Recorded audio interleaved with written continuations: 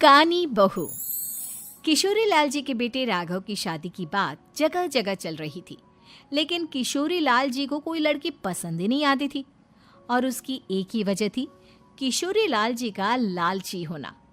उनको लड़की वालों से मोटा दहेज चाहिए था और इसी चक्कर में एक दिन वो एक बहुत पैसे वाले के घर अपने बेटे का रिश्ता लेकर पहुंचे। उस आदमी का नाम था ओम प्रकाश। देखिए किशोरी लाल जी, मेरी एक ही बेटी है और मेरी सारी संपत्ति जायदाद सब कुछ मेरी बेटी नैना का ही है। पापा, नाम से लगता है बहुत खूबसूरत होगी। कितना अच्छा नाम है ना, नैना। ओ, वैसे बात तो सही है आपकी।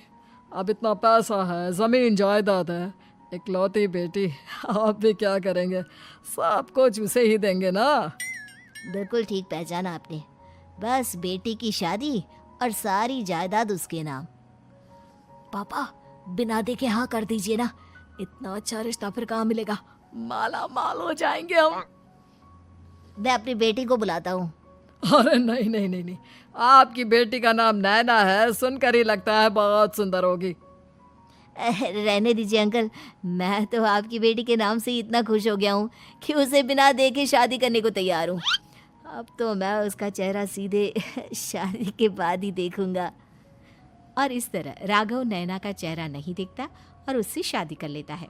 शादी के बाद अपनी सुहाग रात पर जब राघव नैना का घूंघट उठाकर देखता है तो नैना की आंखें बंद थी। कितनी खूबसूरत हो तुम नैना, जरा अपनी आंखें खोलकर मेरी तरफ देखो तो सही। नहीं, मुझे शर्म आती है। अरे, मैंने तुम्हें शादी से पहले भी नहीं देखा, और अब अगर तुम आंखें खोलकर मुझे देखोगी भी नहीं तो मुझे अच्छा कैसे लगेगा? इससे पहले कि नैना अपनी आंखें खोलकर राघव की तरफ देखती, अचानक से लाइट चली गई और राघव नैना को पूरी तरह से देख भी नहीं पाया। अगली सुबह नैना राघव के लिए नाश्ता बनाकर लेकर आई। अरे ये क्या, आधा पराठा सीका हुआ है और आधा बिल्कुल कच्चा। ये तुमने क्या किया नैना? बहू, तुमने क्या आधा पराठा तवे से नीचे लटका कर रखा था, जो आधा सिका है और आधा कच्चा? मुझे जितना दिखेगा उतना ही तो सीखूंगी ना पापा जी। जहाँ जहाँ मुझे नजर आ रहा था वहाँ मैंने सीख लिया, जहाँ जहाँ नहीं दिखा वहाँ कच्चा रह गया होगा। इसका क्या मतलब है? ये कैसा मजाक कर रही है तुम? अरे बहू, तुमने इतना लंबा घूंघट क्यों लगाया हुआ है? देखो, हमारे घर में बहुओं को बेटी की तरह रखा जाता है, और फिर तुम तो इतना सारा माल लेकर आई हो। देखो, ये घूंघट डालकर रखने की कोई ज़रूरत नहीं है। हाँ नैना, पापा जी ठीक कह रहे हैं, तुम तो आराम से रहो, अपना ही घर समझो। नैना अचानक से अपना घूंघट उठा लेती है। अरे ये क्या पापा, नैना की तो एक आंख फूटी हुई है। नाम से नैना, लेकिन ये तो कानी बहू निकली। मेरे साथ धोखा हुआ है, धोखा। बिना दिखाए अपनी कानी लड़की मेरे संग ब्याह दी। मुझे कानी बीवी नहीं चाहिए।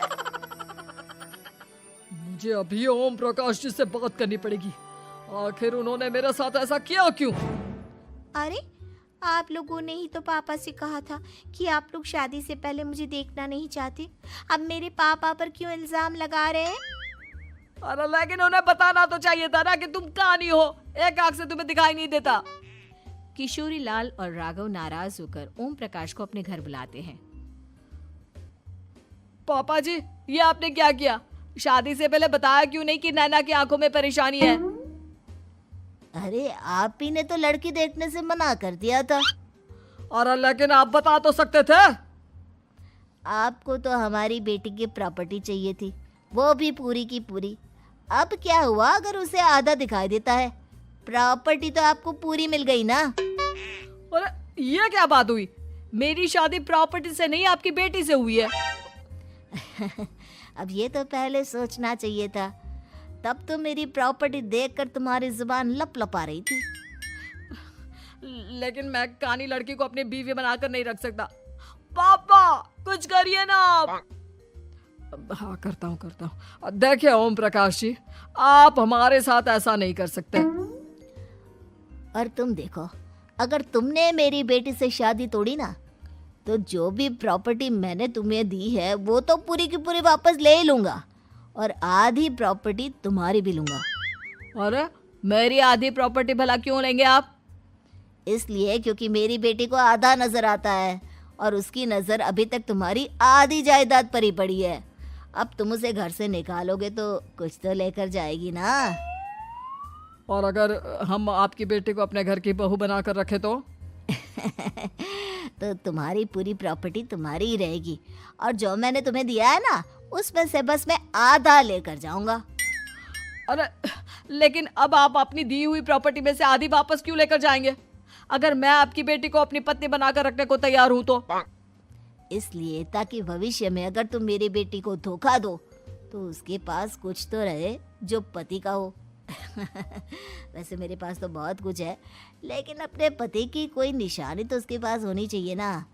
अब अगर तुमने मेरी बेटी को कानी कहा तो तुम्हें प्रॉपर्टी भी कानी ही मिलेगी, पूरी नहीं। जमाए राजा। किशोरी लाल और राघव समझ चुके थे कि वो बुरी तरह फंस चुके हैं और अब उनके पास वहां से निकलने का कोई चारा नहीं है। अब समझ में आया ना, लालच बुरी बला होती है। एक तो तुम्हें प्रॉपर्टी मिली, ऊपर से बीवी मिली, उसमें तुम्हें नखरे भी दिखाने हैं। आए बड़े, चुपचाप बैठो दोनों। कुछ दिनों के बाद नैना राघव की कार लेकर बाजार घूमने निकलती है और जब कार लेकर वापस आती है, ये क्या? एक तरफ से मेरी गाड़ी पूरी खराब हो चुकी है। लगता है तुमने मेरी गाड़ी को किसी दूसरी गाड़ी के साथ एक्सीडेंट किया है। अरे अरे कितना बड़ा नुकसान कर दिया तुमने बहू। वो क्या है ना पापा जी, मुझे एक आंख से दिखाई नहीं दे रहा था, सामने से गाड़ी आ रही थी। मुझे तो सिर्फ आधा ही दिखाई दिया और वो गाड़ी मेरी कार से रगड़ते हुए निकल गई। अब मैं क्या करूं बताओ? आप इसे ठीक कराने के पैसे कौन देगा? तुम्हारे पापा? तुमने मुझसे इस तरह से बात की? अभी रुको। नैना राघव की शिकायत ओम प्रकाश को कर देती है। देखो राघव, अब जो मेरी आधी प्रॉपर्टी तुम्हारे पास थी ना, उसमें से आधी और मैं लेकर जाऊंगा, क्योंकि तुमने मेरी बेटी को डांटा। अरे नहीं नहीं पापा जी, गलती हो गई, माफ कर दो। गलती की तो कोई गुंजाइश ही नहीं। अगली बार मेरी बेटी को डांटा तो बची हुई आधी में से आधी और ले जाऊंगा। लालच के चक्कर में हम दोनों ने बहुत बड़ी गलती कर दी बेटा।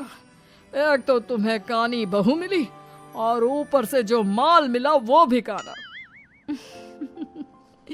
इस तरह राघव की हर एक गलती पर ओम प्रकाश उसकी प्रॉपर्टी का आधा आधा हिस्सा लेकर अपना सारा माल वापस ले गया और राघव को कानी बीवी से काम चलाना पड़ा।